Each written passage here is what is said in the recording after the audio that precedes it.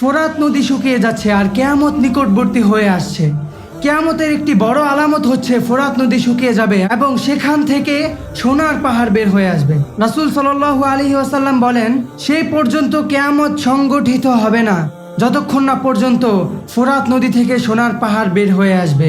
আর এই সোনার পাহাড়কে কেন্দ্র করে মানুষ দ্বন্দ্ব করবে, মানুষ যুদ্ধ করবে এবং প্রতি যুদ্ধের 100 জনের মধ্যে 99 জন মানুষ মারা যাবে এবং এই 100 জনের মধ্যে যে একজন বেঁচে থাকবে সে মনে করবে যে আমি শুধু মনে হয় একমাত্র বেঁচে আছি। রাসূল সাল্লাল্লাহু আলাইহি ওয়াসাল্লাম বলেন, ফোরাত নদী থেকে যখন স্বর্ণের পাহাড় বের হয়ে আসবে সেই সময় উক্ত স্থানে যে ব্যক্তি উপস্থিত থাকবে সে যেন তা থেকে কোনো কিছু গ্রহণ না করে। আর সবচেয়ে বড় কথা হলো, এই ফোরাত নদীর পানি 1999 সাল থেকে শুকাতে শুরু করেছে।